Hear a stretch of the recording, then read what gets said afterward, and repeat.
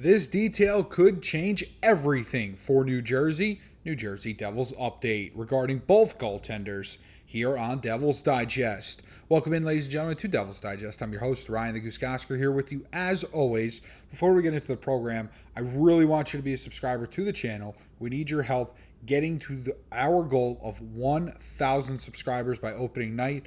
We see 61.1% of our viewers are coming from people who are not subscribed.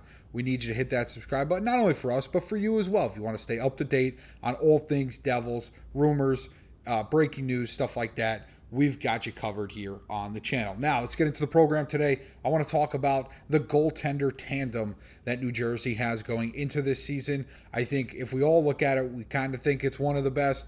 Well, they did a ranking system, and it came out as such. Now, they just came straight, from Bleacher Report, okay, ranking every goalie tandem ahead of the upcoming season, which, by the way, it's not too far away anymore. It's right around the corner. Training camp is right around the corner. Regular season games are, we got to be close to a month away, maybe 5 weeks away from regular season hockey. Kind of crazy when you think about it, okay? But looking at Bleacher Report's rankings, okay, the Devils slotted in at number 7, okay, between Jacob Markstrom, Jake Allen, okay, and again, maybe even if this article was just about the tandem, okay, if they went even deeper, potentially looking at the depth, okay, looking at a guy like having Nico Daws in the wings, who's had some NHL experience. Again, he's not going to come in and be Martin Brodeur. However, he does have that experience coming in, playing well, okay, and being a serviceable depth piece for them, seemingly, as they have some really talented guys coming up the pipeline. But let's stick to these two for this episode. And you look at them. Last year was it wasn't perfect, right? You're talking about the Markstrom injury, which was nasty. I still remember that night against Boston and just how the air collapsed out of the building. I believe they won that game 5-1 or 5-2, and it was the ugliest tasting win you could have possibly had. So having Jacob Markstrom firing at all cylinders early in the year, that's why the Devils were the best team in hockey leading into the Christmas break, okay? They were playing excellent. Not only all the guys, Nico, Hischier, Jesper, Bratt, Jack Hughes was healthy and flying around, and everybody's doing their thing, but the goaltenders as well were on their game. And then Jacob Markstrom gets hurt. He misses what turns out to be 5 weeks. It's really 2 weeks of game action. They had the Four Nations tournament in between. Okay, so he didn't miss as much time as he would have in a normal season.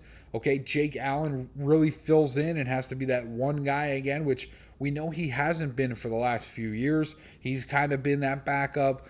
He was a starter, obviously not much, but earlier in his career, he's now into that backup role. He assumes that number one role. Jacob Markstrom comes back probably a little bit too early, and you start to see him struggle. Jake Allen really picked it up as the season kind of progressed. So I see why these guys are so regarded around the league. First of all, what they've done, their pedigrees are exceptional and allow people to get excited.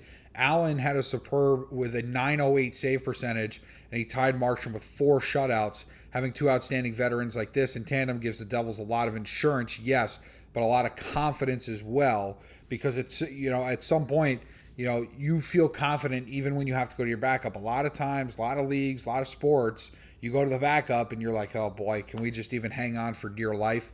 And with these two, it's, you feel very confident that your goaltenders are going to give you a chance to win, even when it's not the starter Jacob Markstrom, okay, or even when Markstrom's struggling and Allen has to step up and be the guy. You still feel confident either way. So the Devils and their fans should be excited about this goaltender pairing that's coming back. Just taking a look at some of Markstrom's career numbers here. He had a .900 save percentage last year, a good season, okay, with Calgary, in 2023, 2024, okay, the .905 save percentage. Man, I would love for him to get back to some of that .922 save percentage that we saw in 2021, 2022 with Calgary. But Jacob Markstrom is getting older. He's not getting any younger, okay, and Father Time remains undefeated. But he certainly last year proved to us that outside of that injury and outside of those couple weeks coming back afterwards, because he really, snapped back into it later in the season, he can still be that guy. And he could still be that number one for New Jersey, right? The Devils didn't have a first-round draft pick this past draft. Why? Because that draft pick was used to acquire Jacob Markstrom. So congratulations, instead of an 18-year-old kid, you get Jacob Markstrom for another year. And then I know his contract's up. That's a whole different discussion for probably, in season to end of the season, okay?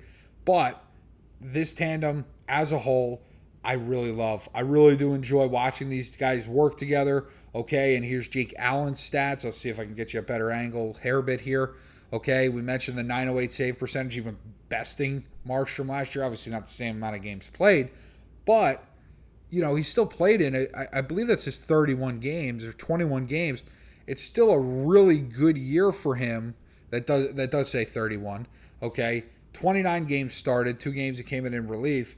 That's still a really good year for Jake Allen, especially at this point in his career. Just signed the 5-year contract with New Jersey for $9 million total. Okay, we know he's not going to be around for those 5 years, but certainly the low salary cap hit will help New Jersey, particularly this upcoming season, and allow them to keep Nico Daws as a depth piece rather than having Nico Daws jump to the NHL level. I was going to say the majors because I'm so used to some baseball talk, but as opposed to having Nico Daws jump to the NHL this year to be the backup for Jacob Markstrom, they're going to have Jake Allen back, okay? And these two proven veterans have to deliver for New Jersey because that's the one thing the Devils can't afford to need to reevaluate is their goaltending. They have 2 crafty veterans who have hit some of the highest highs that you can get to. Allen's a Stanley Cup champion, okay? Markstrom has had really good seasons, okay? I know some of their seasons didn't really make the photo cut there, but, Markstrom had this, the 922 save percentage year, okay? So these guys are capable of greatness and keeping the Devils in every game, right? The Devils need to be worried about how to improve this roster. How's Gritsuk going to fit in? How's this? How's that? The goaltenders need to be the stable piece on this team. You say, we're good. We're good. Worry about everything else. The defense, Nemec, Seamus, Casey, when's Kovacevic coming back? How's Dougie playing? Is Luke ever going to get signed? On offense, can Jack stay healthy? Can Nico have another big year? Is Jesper Bratt going to get even better? How, at what point does he stop getting better?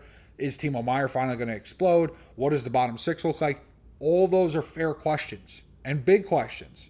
But what shouldn't be is the goaltender pair in New Jersey, ranked 7th in the NHL, best duo, okay?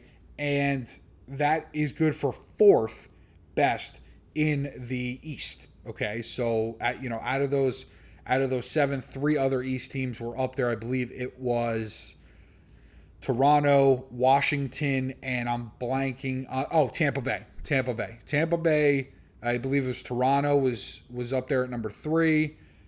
Tampa Bay either at 4 or 5, and then at 6 was Washington. So, and then right behind them is New Jersey. So all teams that the Devils are chasing, okay, all those teams, guess what? They go into the season, yes, obviously if there's an injury to a goaltender, it's a big thing. But you're sitting there saying, we've got this position figured out. Okay, we need to keep these guys healthy, and as long as we keep them healthy, they're going to keep us in hockey games, and they're going to help us get it done. So that's what the Devils have. Okay, so if there's a stable piece on this team, it should be their goaltending. All right, while I mentioned all the other questions that are going on with the roster, and like I said, the big one being when is Luke Hughes going to get signed? We'll see. That continues to drag on.